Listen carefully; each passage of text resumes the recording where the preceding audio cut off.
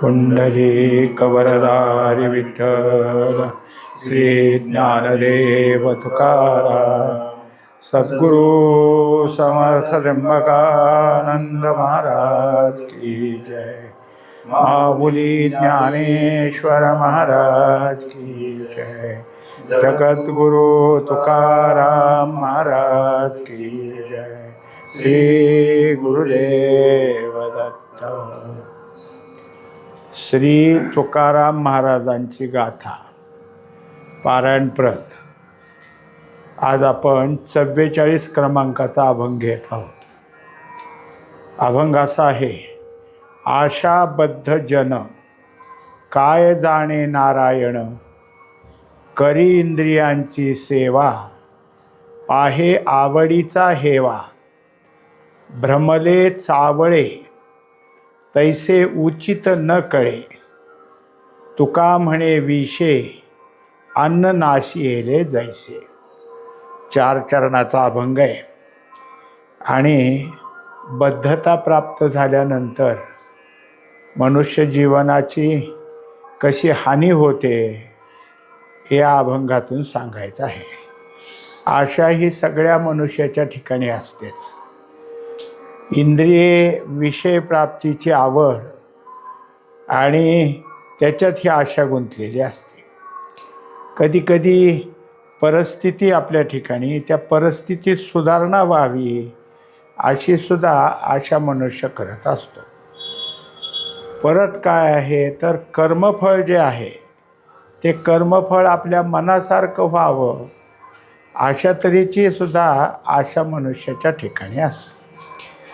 तशा अनेक प्रकारच्या ह्या आशा आहेत।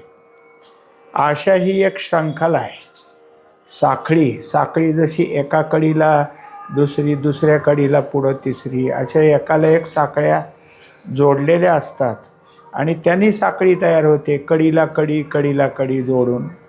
तशी आशेला आशे जोडत ही साखळी तयार झालेली असते आणि हेच बांधण्यास कारण आहे। कारण आशेतून आपलं कधी मन बाजूला निघत नाही। जे काही असेल ते आशेमुळं मिळवावं असं सतत वाटतं आणि मिळालंच तर ते सांभाळून ठेवावं ते एक असतंच। म्हणून आशा आणि पाश हे दोन्ही आहेत। आशापाशेने काय आहे की मनुष्य एकदा बांधला की तो त्यातच राहिला, त्याचं मन म्हणा, त्याचं चित्त म्हणा त्यातच गुंतलं। मग ते दाखवतात की काय जाणे नारायण। आता त्याच्या ठिकाणी नारायणाबद्दलचा विचार, कधी आठवण, कधी नामस्मरण येईल का, कधी नाही। त्यामुळं जे नारायणाचं स्मरण करतात असे जे भक्त असतात ते भक्त कसे असतात, तुकोबाराय सांगतात की भक्त ऐसे जाना जे देही उदास, गेले आशापास निवारोनी। यांच्याजवळ काय आहे, देहाचंच उदासता असल्यामुळं आशापास राहत नाहीत आणि ज्यांच्या ठिकाणी हे आशापाश राहिले ते कधीच भगवंताकडं विचार करण्याकरता किंवा आठवण करण्याकरता सुद्धा मनामध्ये चित्तामध्ये कधीही काही भाव आणणार नाही। दुसऱ्या चरणात सांगतात, करी इंद्रियांची सेवा। आता विषय प्राप्ती आणि नुसता विषय का विषय भोगाची आशा या सगळ्यामध्ये विषय मिळवून इंद्रियाला द्यायचा आहे आणि इंद्रिये तो विषय भोगत असताना हा विषय आपल्याजवळ टिकून राहावा याची आशा ठेवतात। शिवाय हा भोग आपल्याजवळ राहायला पाहिजे हेच एक आशेचा भाग आहे आणि परत कधी मिळेल ही पण आशा इंद्रियाच्या ठिकाणी आहे। मग इंद्रियांची इच्छा पूर्ण करणं हीच एक सेवा आहे। इंद्रियाच्या ताब्यात गेले म्हणजे त्याच सेवेला वाहून घेतलेलं असतं आणि प्रत्येकाच्या ठिकाणी हेच आहे। प्रत्येकजण काय करतो तर इंद्रियांच्या ताब्यात गेल्यामुळं इंद्रियांची सेवा करतो। इंद्रिय वेळेच्या वेळेला जे पाहिजे ते सारखं मागत असतात। मग कोणती गोष्ट मागतात इंद्रिये तर दुसऱ्या चरणात सांगतात की पाहे आवडीचा हेवा, म्हणजे दुसऱ्या चरणातला दुसरा तुकडा। आपल्याला काय आवडतं हे इंद्रियानं निश्चित केलेलं आहे. इंद्रियांचा जो अनुकूल भाव आहे ती त्याची झाली आवड आणि त्याचा हेवा. हेवा म्हणजे हे एक आशेचाच भाग आहे. आता त्याला दुसरं नाव द्यायचं हव्यास. इंद्रियांना विषय प्राप्त झाले तरी ते अधिक असावेत असं वाटत राहतं. आपल्याला एक वेळचं मिळालं तर संध्याकाळचं सुद्धा असावं वाटतं. संध्याकाळचं असेल तर 2-3 दिवसाचंही पुरेल असं असावं वाटतं. म्हणजे काय, हा हव्यास आहे. लागतं तेवढं किती, असं सांगतात की मनुष्याच्या ओंजळीत जेवढं बसतं तेवढीच त्याची भूक आहे. पण तो तेवढ्यात भागतो का? घर भरतो, घरातल्या कणगी भरतो, पोतेचे पोते घरात आणून ठेवतो. हे काय हव्यास आहे. त्याला काय आहे की नुसतं एक फक्त खाण्याचंच आहे इंद्रियांचा विषय असं नाही. तर पाहण्यासाठी आपण नाही का, पाहण्यासाठी टी व्ही आणून ठेवलाच आहे. ते काय आहे, इंद्रियांचाच हव्यास आहे. दुसरी गोष्ट काय की कानाला गोड लागावं म्हणून मोबाईलवरील गाणी लावतोच, हा कानाचा हव्यास आहे. अशीच सगळी गोष्टी इंद्रियांच्या दृष्टीनं आपल्याजवळ आहेत आणि तेच आपल्याला पाहिजे. म्हणजे त्या हव्यासानं त्या इंद्रियांची आवड पूर्ण करण्याकरता आपण इंद्रियांची सेवा करतो. तिसऱ्या चरणात सांगतात ब्रह्मले चावळे. आता या सगळ्या गोष्टी इतक्या अंगवळणी पडल्या की त्याला मिळालं तरी कधी अजून जास्त मिळेल का ह्याचा भ्रम आहे, आणि नाही मिळालं तर मला का नाही मिळालं ह्याचा आहे. म्हणजे हा नेहमीच इंद्रिय आणि विषय ह्यांच्या दोघांची संधी साधावी म्हणून भ्रमलेला असतो. वास्तविक विषय मिळाले मग इंद्रिये, आणि इंद्रियांची विषयाची मिळवणी झाली म्हणजे आपलं जीवन आहे असा आपला काय झाला आहे, भ्रम झाला आहे. यालाच भ्रमले म्हणायचं. आणि त्यामुळं तो चावळे. चावळे म्हणजे बडबडतो. मला हे मिळालं ते सांगत राहतो. मला मिळालंच नाही मग म्हणतो माझा जीव किती तळमळला, माझं मन किती तळमळलं, माझा आत्मा किती तळमळला. हे सगळं बडबडणंच आहे, हे बरळणं म्हणायचं याला, म्हणजे चावळणे. तर तो का म्हणतो तसं, तर त्याला ह्याच्याशिवाय गत्यंतर नाही. हे म्हणजेच माझं जीवन आहे. या विषया वाचून काही आणिक सर्वता रम्य नाही, ऐसा स्वभावोची पाही इंद्रियांचा. दुसरं काही रम्य नाही असं इंद्रियांना आमच्या ठिकाणी पक्क करून दिल्यामुळं हा भ्रम आहे आणि त्या भ्रमातून आम्ही बोलत असतो. त्याच्यानंतर पुढच्या तुकड्यात सांगतात तैसे उचित न कळे. आता त्याच्या ठिकाणी भ्रम झाल्यामुळं नेमकं उचित काय आहे हे कळत नाही ना. आपण काय करायला पाहिजे म्हणजे आपल्याला खरोखर काय असेल ते प्राप्त होईल, काही नाही. म्हणजे ह्या आशेमुळं बद्ध झाल्यामुळं इंद्रियांच्या ताब्यात गेला, इंद्रियांचं आणि विषयाचं एकरूपत्व आहे याचा त्याला भ्रम झाला. आता नक्की काय करावं हे कळत नाही. त्यांनी जर विषय आणि इंद्रिय ह्यांची ताटातूट केली, त्यांना काही मिळू दिलं नाही अथवा जेवढं लागतं तेवढंच जर दिलं तर खरं त्याचं काय आहे, इंद्रिय संयमात राहतील. पण संयम सुटला की इंद्रियांच्या ठिकाणी काय होतं, तर हव्यास निर्माण होतो. मग उचित काय आहे, काय योग्य आहे, काय केलं म्हणजे आपलं हित होईल याचा विचार त्याच्याकडं नाही. उचित न कळे म्हणजे हितच कळत नाही, आपलं हित कशात आहे ते कळत नाही. तुका म्हणे विषय चौथ्या चरणात सांगतात की विष कसं असतं, तर विष हे मारक आहे.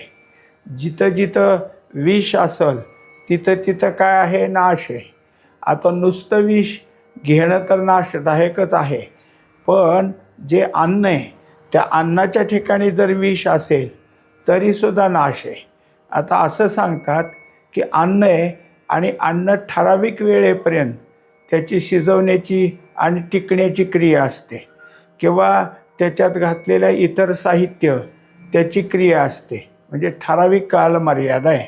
किंवा ते पक्क होता होता करपलं किंवा कच्चं राहिलं तर हेच अन्न विष होतं. म्हणून अन्न नाशी येले जैसे, तर विषानं अन्न नासलं. काय केलं तर विष घातलं तर अन्न नासलच, पण योग्य तऱ्हेनं अन्न आपण सेवन केलं नाही तर ते अन्न विषासारखं होतं. म्हणून अन्न हे काय करतं तर तुमच्या आमच्या नाशालाच कारण पडतं. का नारळ कारण पडलं? एक तर ते योग्य नाही आणि दुसरी गोष्ट अति खाल्लं म्हणजे तरीसुद्धा विष निर्माण होतं. हे सगळं जर काय आहे तर ज्याच्या ज्याच्या ठिकाणी आशा आहे त्या आशेने एवढं आम्हाला बांधून टाकलं.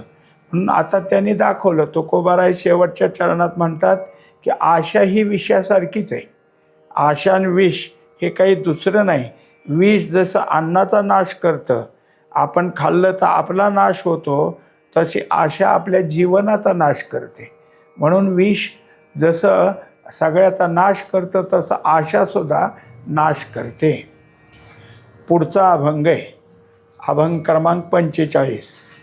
अभंग असा आहे, ढेकरे जेवण दिसे साचे, नाही तरी काचे कोणता कुंथी, हेही बोल तेही बोल, कोरडे फोल रुची वीण, गव्हाचिया होती परी, फकेवरी खाऊ नये, तुका म्हणे असे हातीचे कांकण, तयासी दर्पण वेल्हाळक. 4 चरणाचा अभंग आहे. याच्यात सुद्धा 2 जे काही चरण आहेत एका ह्याच्यामध्ये, एका चरणात 2 भाग आहेत. त्याच्यात एका भागामध्ये योग्य काय आणि दुसऱ्या भागामध्ये अयोग्य काय हे सगळं काय आहे समजून दिलेलं आहे. पहिली गोष्ट काय समजून दिली तर मनुष्याच्या ठिकाणी जीवनाकरता अन्न खाणं हे गरजेचं आहे. म्हणजे जसं आपण नेहमी म्हणतो की अन्न वस्त्र निवारा ह्या मूलभूत गरजा आहेत, तसं अन्न हे मूलभूत गरज आहे आणि ते त्याच्या ठिकाणी काय असावंच लागतं. आता अन्न म्हणजे आहार चौरस असावा असं म्हणतात, पण याचा अर्थ पूर्ण प्रकारचं मिष्टान्न असावं असं नाही. तर जे आहाराला आपल्याला अन्न पचन होतं असं अन्न व्यवस्थित असावं, अर्थात ते सात्विक असावं. पण त्याच्यामध्ये आता महत्त्वाच्या गोष्टी काय सांगितल्यात तर मनुष्य जेवण करतो, त्याने किती जेवण केलं हे त्याची त्यालाच कळतं. म्हणजेच त्याचं पोट भरलं आहे हे त्याला कळून येतं. त्याच्याकरता दाखवलं की ढेकरे जेवण दिसे साचे. पोट कधी भरतं तर आपल्याला पोट भरल्यानंतर ढेकर येते. ढेकर आले म्हणजे पोट भरलं हे काय झालं आपल्याला समजून आलं. अर्थात आत्तापर्यंत जे काही आहे ते अन्न खात होतो आपण, ते कुठपर्यंत खात होतो तर आपल्या जठराच्या ठिकाणी अजून जेवढी हवा आहे तेवढी मोकळी जागा आहे म्हणून अन्न खात होतो. आता ते अन्न जठरात इतकं झालं की त्यातले हवा म्हणजे जागा संपली, उरले ते सगळी जागा बाहेर पडायला संपली, दाखवायला काय झालं ढेकर आली. आता ह्याच्यानंतर काय जठर अन्नाने भरलं हे दाखवून दिलं. आता खरं पोट भरलं, पण तरीसुद्धा दुसऱ्याने आग्रह केला म्हणा किंवा ह्याला अति आवड निर्माण झाली म्हणा, तर त्याने काय करायचं तर खायचंच. मग आता किती खाल्लं तर नाही तरी काचे कुंथा कुंथी. काचे म्हणजे काय आहे तर आपण जे काही वस्त्र बांधलेलं असतं कमरेच्या तिथं, त्याला ते पोट जास्त भरल्यामुळं, पोटाला तडणी लागल्यामुळं बांधलेलं वस्त्र काचायला लागतं. आता त्याला काय आहे की ढिल्लं करावं लागतं, नाही तर ते सैल करण्याचा प्रयत्न करावा लागतो. आणि दुसरी गोष्ट, इतकं जेवण झालं की उठायला येईना आणि उठला तरी चालायला येईना म्हणून त्याला कुंथा कुंथी म्हणलं आहे. आता त्याला उठतानाही तो कुंथतच उठतो आणि पुढं मागं चालतानाही तेच होतं. कारण काय झालं की जेवढं खायला पाहिजे होतं ते कधी कळालं होतं ढेकर घेतलं आल्यानंतर. आता दुसऱ्या तुकड्यात काय सांगितलं, नाही तरी काचे कोणता कोणती. पहिल्या चरणातल्या पहिल्या तुकड्यात सांगितलं की तुमचं पोट भरूच तर खा. पोट भरलं हे कसं सांगाल तुम्हाला तर ढेकर आली, आणि नंतर खात असाल तर तुम्हाला त्रास होईल. कोणता त्रास होईल तर पोटाला तडस लागली की वस्त्र आवळलं जाईल, ते सैल करावं असं वाटायला लागेल. आणि दुसरी गोष्ट काय आहे की उठता बसता यायचं नाही, चालायला यायचं नाही, म्हणजे त्याच्यामुळं कुंथत चालावं लागेल. उठताना तसं त्याच्याकरता कुंथाकुंथी हे दाखवलं. आता दुसऱ्या चरणात सांगतात, हेही बोल तेही बोल. आता काय आहे की विषय एक घेतला की तुकोबाराय तोच विषय मांडतात. काय झालं होतं की कुठं कोणाकडं गेला आणि त्यांनी सांगितलं चला जेवायला, नाही म्हणला मी जेवलो. आता तो जेवला नव्हता, पण काय केलं, मी जेवलो म्हणला, मला नाही जेवायचं. झालं, हे बोल झाले. म्हणजे आता जे भूक आहे किंवा जेवण करायचं आहे, जेवण केलेलं नाही तरी त्यांच्यात मला जेवायचं नाही, मी जेवण केलं असं म्हणतो. त्याच्यानंतर सांगतात तेही बोल. म्हणजे मग पुढं काय करतो, काय केलं आहे तुमच्यात, म्हणजे अमकं अमकं, मला नाही आवडत, मला नको. म्हणजे अगोदर मी जेवण केलं आहे म्हणणारा मला आता जेवायचं नाही म्हणतो, भूक असूनही हेही बोल. दुसरं तेही बोल, म्हणजे मी काय केलं आहे तुमच्यात म्हणल्यावर मी असलं खात नसतो, मला नाही हे आवडत. म्हणजे तिथंही नकार झाला. म्हणजे एक जेवायचं असूनही नाही म्हणला हेही बोल, मला नको असं बोल. आणि दुसरं मला असं आवडत नाही म्हणून मला नको, हे दुसरे बोल. कोरडे फोल रुची विण. आता त्याच्यामुळं काय झालं, तर भूक असून सुद्धा न खाल्ल्यामुळं कोरडं राहिलं. आणि दुसरी गोष्ट काय की मला हे आवडत नाही, याच्यात काय झालं, हे बोलणं फोल आहे. का फोल आहे, तर ह्याची चव तरी घेतली का, चव घेतली तर म्हणावं काही. मनुष्याला काय असतं, कोण्या एका वेळेला एखाद्या ठिकाणी अन्न खाल्लेलं असतं आणि त्यावेळेस बेचव असतं. मग त्याच्या ठिकाणी खूनच बसलेली असते की हा पदार्थ म्हणजे बेचव. मग ते कुठेही म्हणलं की मला नाही आवडत म्हणतो. म्हणजे सगळ्याच ठिकाणी तसं बेचव होतं असं नाही. तिथं काही ना काहीतरी रुचीदार केलेलं असतं. त्याने रुची बघितलीच नाही, म्हणजे चव बघितली नाही. रुची विणं याचा अर्थ चवी विणं. त्यांनी चवच बघितली नाही, काही त्याचं थोडाफार अनुभव घेऊन बघितला नाही आणि मग काय करतो, नको नको म्हणतो. एकदा असंच झालं की काही पाहुणे होते आणि नेमके घरात जावाई पण त्याच वेळेस आले. आता त्या सासूला वाटलं की जावाई त्याला नुसतं कसं जेवायला घालावं, काहीतरी गोड पाहिजे. अचानक काय करू, पण त्याने घरात काकवी म्हणजे जे पाक असतो तो उसाचा पाक वाढला. आता ह्याच्या पानात त्याच्या पानात वाढायला आल्यावर त्यांनी बघितलं हे असलं काय काळं, म्हणला आपल्याला नको बाबा असलं, नको नको नको. ते नेमकं त्याच्या ताटाच्या तिथे एक थेंब पडला आणि ते नको नको म्हणल्यावर त्यांनी भांडं आवरून धरुस्तोर थेंब पडला आणि दुसऱ्याच्या पानावर वाढला. दुसरे लागले चाटून चाटून खायला, आणि अजून म्हणायचे. हे म्हटलं काय हे इतके चाटून खातेत, आपण तर नको म्हणलो.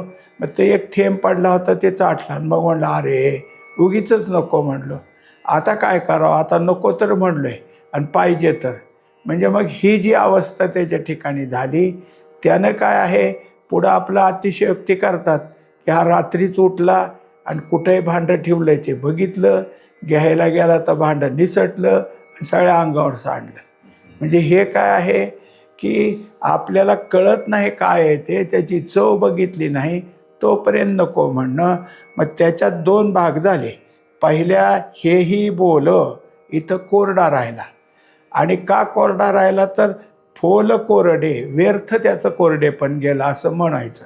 दुसरा शब्द लावला फोल रुची विण, तुम्ही चवच घेतली नाही आणि नको नको नको म्हणला. म्हणजे हे दोन्ही गोष्टी काय झाल्या, तुमच्या एक तर काय आहे उपाशी राहण्यालाच कारण पडल्या. पुढच्या चरणात सांगतात गव्हाची होती परी. आता गहू हे काय आहे खाद्यधान्य, पण मनुष्य काय आहे हुशार आहे. तो काय करतो, तर गव्हाचे अनेक प्रकार करतो. जसं गव्हापासून चपाती होते, पुरणाची पोळी होते, खीर होते, शेवया होतात, असे अनेक प्रकार गव्हापासून होतात. आणि मनुष्य हे करत असतात, यातले एका एका प्रकाराने करतो. आता रोजच्या जेवणाला चपाती हे काय आहे त्याचं रोजचं खाद्य. पुरणपोळी करायची झाली थोडा 8 तास आहे, खीर करायची, शेवया करायची 8 तासांनी, पण 8 तासांनी पण करून खातो. म्हणजे हे झाले काही प्रामुख्याने प्रकार. अजून काही प्रकार गव्हाचे असतील, कितीही प्रकार आहेत, पण मनुष्याला काय होतं, या प्रकारातून गव्हाचं अन्न आपल्या पोटात भूक म्हणून भूक भागवण्याकरता खाल्ल्यानंतर त्याची भूकही भागते आणि शरीर वृद्धी होते. पण दुसरी गोष्ट अशी की काहीची चव वेगळी. त्याने काय केलं, नुसती कणिक घेतली आणि तव्यावर भाजली. आता ते भाजल्यानंतर त्याचं काय आहे, तोच खायला लागला. आता हे फाके, फाके म्हणजे नुसती कोरडी कणिक. पूर्वी काय करायचे, कणिक अशी भाजायची. एकदम पाहुणा अचानक जर आला तर मग काय करायचं, तर कणिक थोडंसं तेल टाकून किंवा तूप टाकून भाजायची आणि मग गुळाच्या पाण्यात ते पाणी टाकून थोडंसं पातळ, फार पातळ नाही आणि फार घट्ट नाही असे करायची. ह्याला आळण म्हणायचं. हे आळण म्हणजे कशा करता, पटकन लवकर व्हावं, पाहुण्याला गोड जेवायला घालावं म्हणून. आता ह्याने आळण होईपर्यंत नाही वाट पाहिली, नुसतीच कणिक खायला लागला. मग आता त्याच्याकरता ते सांगतात की फाकेवरी खाऊ नये. आता हे काय होईल, तर तो ट्रे बसतील, गिळवायचं नाही. पाण्याबरोबर घ्यायचं म्हणलं तरी ते त्रासदायक होईल. असं जर खाल्लं तर त्रास कोणाला आहे, त्यालाच. जर त्या गव्हाचे प्रकार कितीतरी, त्या प्रकाराने खाल्लं तर त्याचं चांगल्या प्रकारचं पोट भरेल. पण तसं न खाता असं खाल्लं तर काय होईल, तर त्याच्या ठिकाणी त्या सगळ्या खाण्याचा काय आहे, त्रास होईल.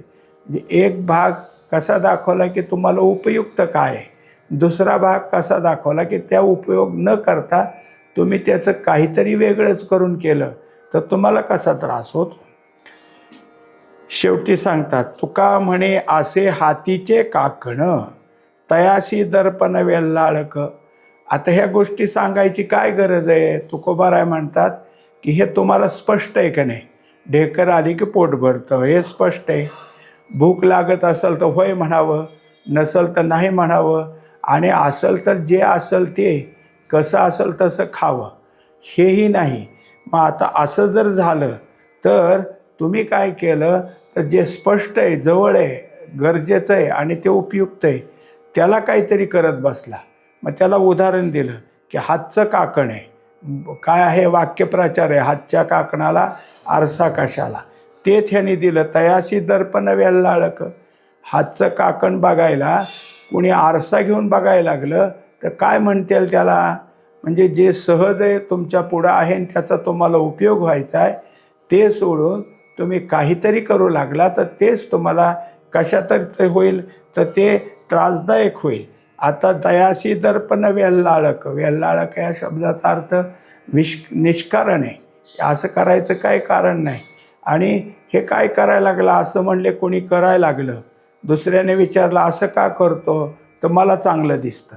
पण तुझं चांगलं दिसणं तुझ्या सहज डोळ्याचा विषय असून आरशातनं बघून तुला काय मिळणार आहे. अशा तऱ्हेचं काय आहे की जे गरजेचं आहे तेवढं घेतलं तर चालतं किंवा गरज आहे तसं करावं. हे सोडून मनुष्य जर व्यर्थ वागत असेल तर त्याचं नुकसान कसं आहे हे दाखवलेलं आहे. आता आपण त्याच्या पुढचा अभंग बघणार आहोत. अभंग 46. करावी ते पूजा मनेची उत्तम, लौकिकाचे काम काय असे. कळावे तयासी कळे अंतरीचे, कारण ते साचे साच अंगी. अतिशया अति लाभ किंवा घात, फळ देते चित्त बीजा ऐसे. तुका म्हणे जेने राहे समाधान, ऐसे ते भजन पार पावी. हा पण 4 चरणाचा अभंग आहे. आणि या अभंगामध्ये आपलं चूक कुठं आहे हे आणि चूक सुधारावी याच्यासाठी सांगितलेलं आहे. वास्तविक पाहता करावी ते पूजा मनेची उत्तम म्हणजे काय आहे, तर शांत मनानं किंवा शांत चित्तानं पूजा करावी. ही पूजा करत असताना जितकं शांत मनानं किंवा शांत चित्तानं पूजा करू तितकं आपलं समाधान होईल.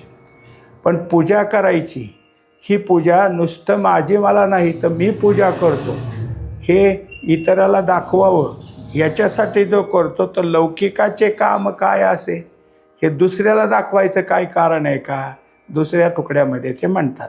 आणि जे असं करतात की आपण पूजा करतोय खरं, पण जगाने आमच्याकडं बघितलं पाहिजे, दुसऱ्याने म्हणलं पाहिजे की वा वा फार छान तुमची पूजा आहे, असं जर म्हणलं तर मात्र बरं वाटतं. असं ज्याचं मन, असं ज्याचं चित्त आहे त्या चित्तानं हे सगळं करणं काय, निष्कारण उठा ठेवी. तुम्ही काय करा, तुमच्या मनाचं समाधान होण्याकरता, चित्ताचं समाधान होण्याकरता तशी शांत पूजा करा. दुसऱ्या चरणात सांगतात, कळावे तयासी कळे अंतरीचे. आता आपण जी पूजा करतोय ती पूजा मनापासून, चित्ताच्या शांततेपासून जर केली तर भगवंताला कळते. कारण पूजा करणं ही देवाची, आणि देवाला तुम्ही पूजा करता हे सगळं कळत असतं. कारण त्यांनी दुसरं दाखवलं की न कळायला काय झालं, ज्याची पूजा करतो ते कळे अंतरीचे. ते अंतःकरणातच देव आहे आणि तिथंच तुमचं मन आहे, तिथंच तुमचं चित्त आहे. त्या चित्तात, तुमच्या मनात पूजा करता तसं मन आणि चित्त शांत झालं की त्या पूजेचं भगवंताला कळतं. आता त्याच्याकरता कारण ते साचे साचांगी, हे सगळं कळतं म्हणजे काय, तर त्याची पावती आपल्यालाच मिळते. आपण केलेली पूजा देवाला पोहोचली. कसं कळल? तुम्हाला समाधान होईल. तुम्ही केलेल्या पूजेत जरा जरी चूक झाली तर आपल्याला समाधान होत नाही, आणि व्यवस्थित पूजा झाली तर समाधान होतं. म्हणून कारण ते साचे साचांगी, हे सगळं करताना तुमचं मुख्य कारण काय, तुम्हाला पूजा करायची आणि पूजेतून समाधान मिळवायचं हे कारण आहे. हे जर कारण तुमच्या ठिकाणी असेल तर ते साचे साचांगी, मग मात्र ते काय आहे की तुमच्या मनात, तुमच्या चित्तात, तुमच्या अंतःकरणात समाधान देणारं होईल. मुख्य कारण काय आहे तर पूजा करणं. आणि मुख्य कारण जर पूजा करणं नसेल, दुसऱ्याला दाखवणं असेल, तर मात्र ते सगळं बाहेरच्याला दिसेल, देवाला दिसणार नाही. अतिशया अंती लाभ किंवा घात. आता त्याच्याकरता दाखवतात की तुम्ही जे करता त्याच्यामध्ये जे जे काही करणं आहे त्याच्यातलं महत्त्व काय आहे, कोणती गोष्ट करायची ते पाहायचे. पूजा अर्चा मनुष्याला का करायची असते? पूजा केली तर देव संतुष्ट होतील, पूजा नाही केली तर देव संतुष्ट होणार नाहीत. असंच आहे का मन संतुष्ट होते, चित्त संतुष्ट होते, तर मुख्य कारण आहे मन किंवा चित्त संतुष्ट होते. त्याच्याकरता त्याला अतिशयता कशाला पाहिजे? अतिशय म्हणजे काय आहे की उगीचच जास्त, मग त्याच्या सगळ्या गोष्टी. आता काही वेळेला काय होतं, पूजा करणारा पूजा करत असतो, मग तो घरात ओरडतो, कोणी बोलायचं नाही, कोणी आवाज करू नका, माझी पूजा चालली. दुसरं काय, मला फुलं आणून द्या, झालं. थोड्या वेळाने काय, नैवेद्याचा ताट आणा, झालं. आरतीला सगळेजण, ही अतिशयता झाली. तुमची तुम्हाला करायचं आहे तर तुम्ही शांतपणानं करा.